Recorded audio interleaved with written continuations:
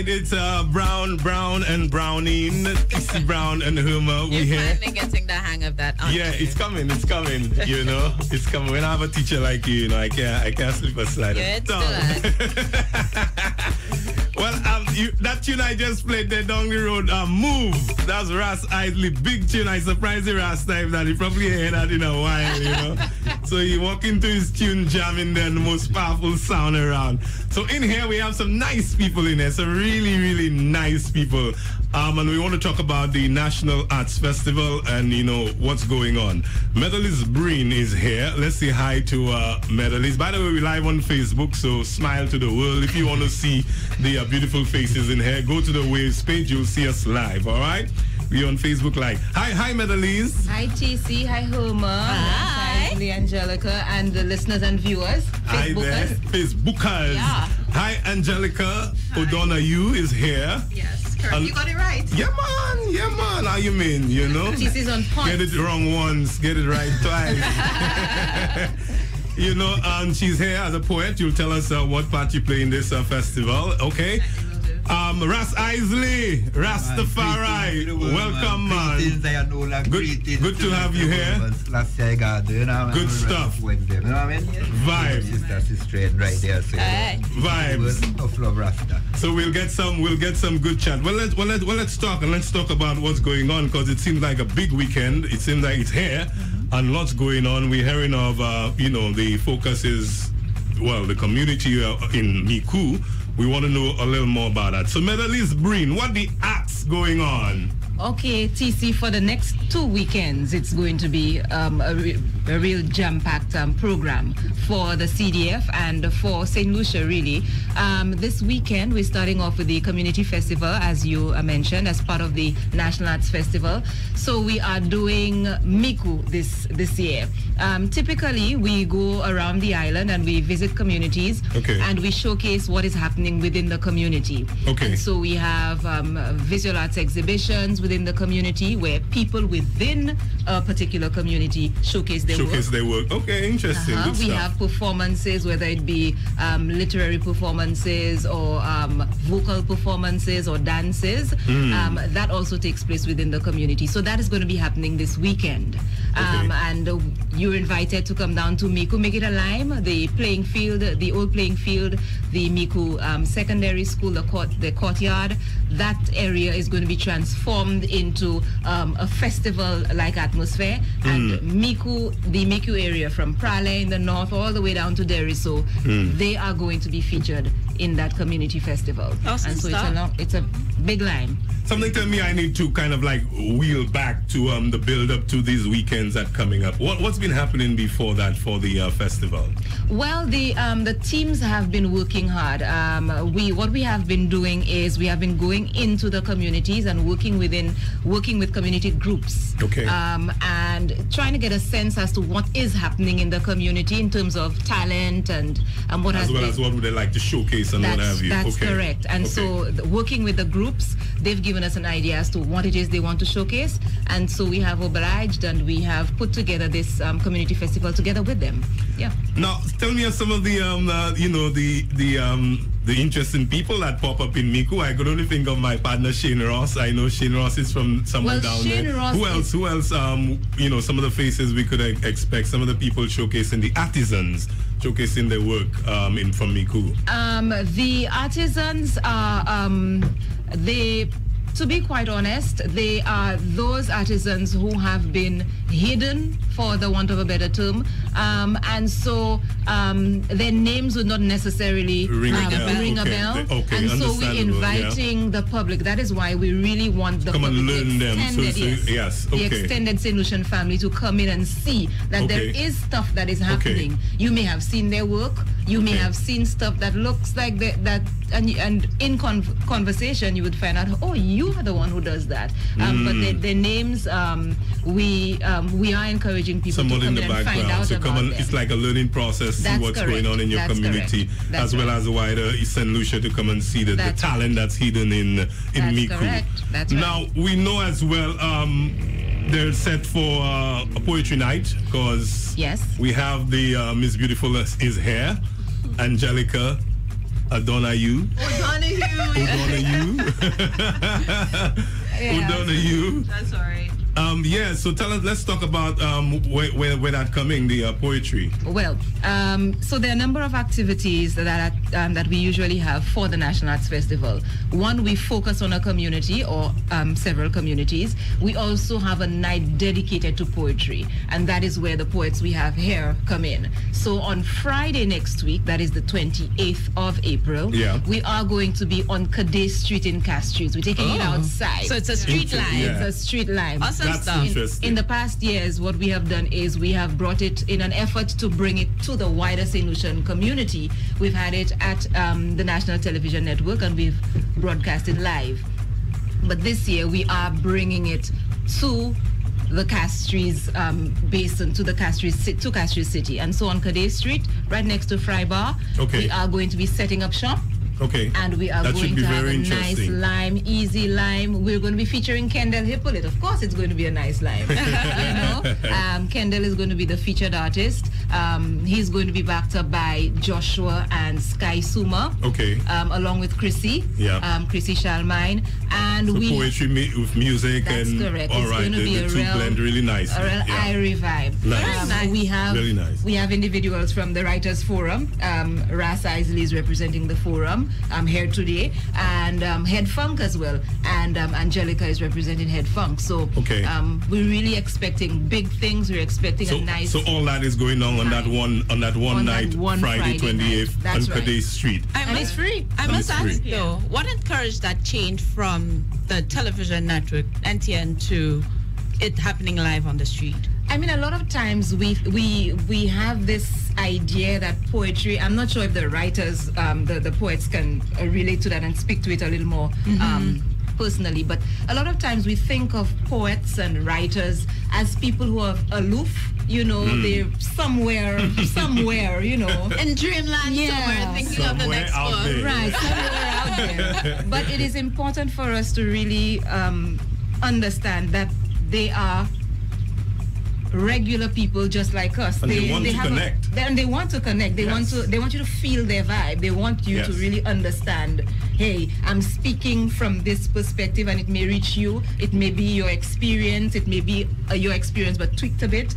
And they want to meet the people. And so we decided that under the theme, Sounds of the Underground. Sounds of the Castries Underground. Okay. Yes. I like so that. That sounds that really brings us to.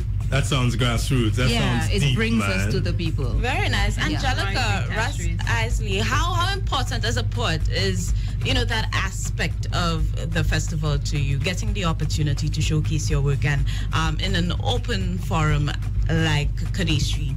I mean, when you think of the arts or the arts festival, it will be almost impossible not to include the creative arts, and the creative arts in terms of poetry and writing. That is something that's fundamental, because that is the literal and that is the verbal expression of arts.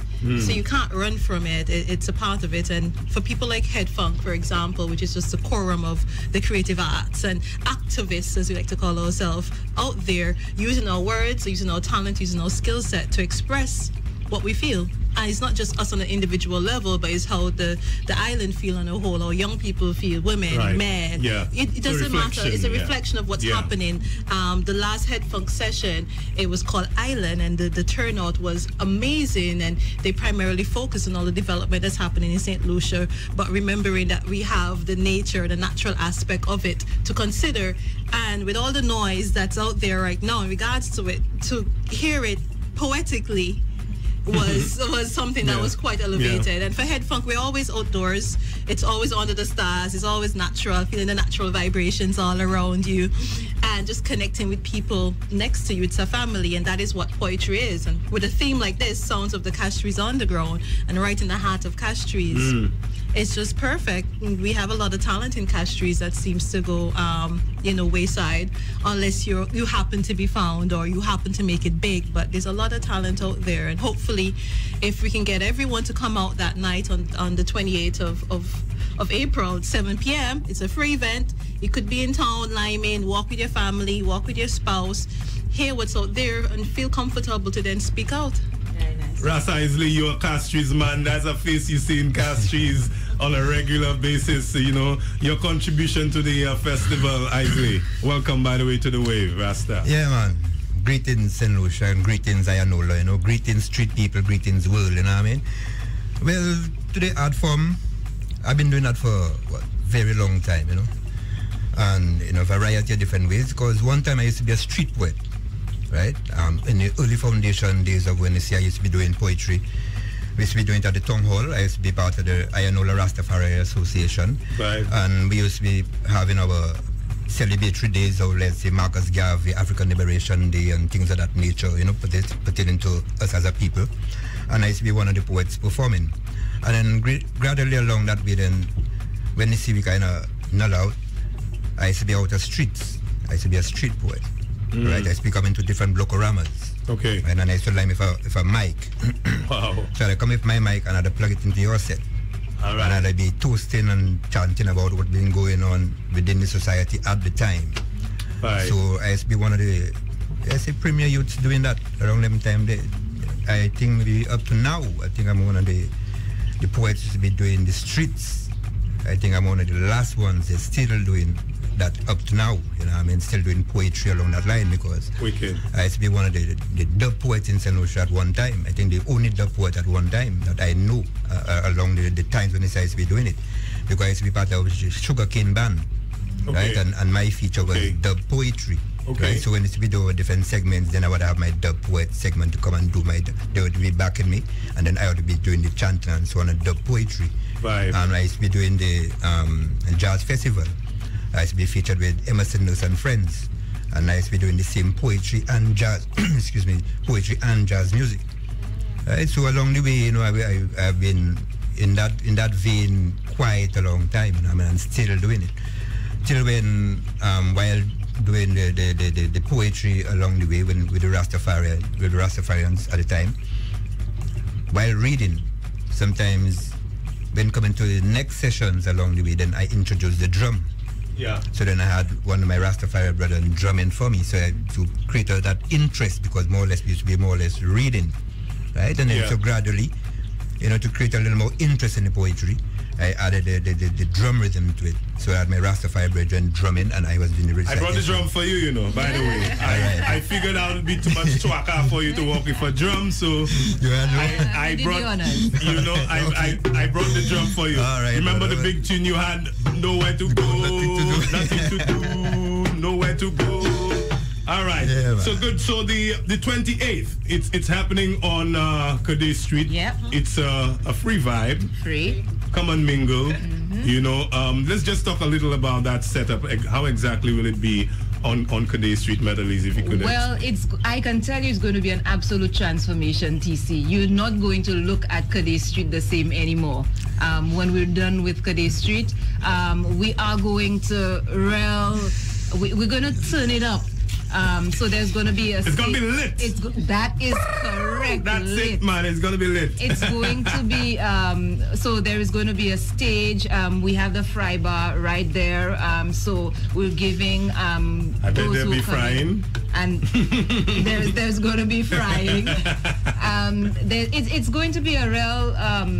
you know, Angelica mentioned being under the stars. Yeah. It's going to be within Castries, with the buildings around, but at the same time, you're going to feel the natural ambiance of an outside setting, cool out vibe. Really nice. But at the same time, there is some sort of intellectual vibe, because people are going to be speaking and sharing, you know, thoughts. So it's going to be a real awesome outing. The following night, theater night, it's called April 29th, and Catherine Atkinson, they will be doing that, the writer of the play Requiem for a Bad John. Yes, Requiem for a Bad John. That is taking place. It's 2 days. It's 2 days, and that's 2 days. Okay, Saturday and Sunday. Now that's set for the NCC, right?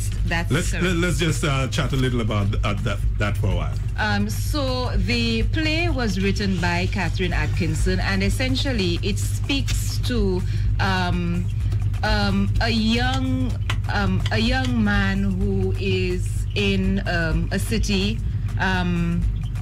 Castries City, and and his experience as a young man growing up, trying to make it, all of the challenges that come with living in the city, and how essentially he meets various people within his circle and outside of his circle, and he expresses himself, and the play essentially centers around his experience. Okay.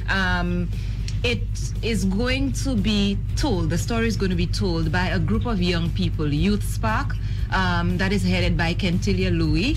Young people, young actors and actresses who are really coming out of their own, out and making themselves known as artists, as actors and actresses. And so again, it's an opportunity to allow young people to express themselves through the arts, and through theater, this time through theater. Okay. And we're inviting, well, they should be around to tell you a little about it, but you can catch them on our Facebook page. We're going to be putting up updates, and on the CDF website. So you get a chance to see them in action.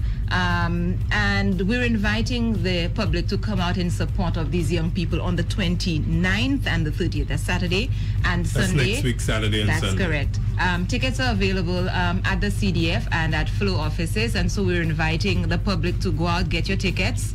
They're $25 a piece.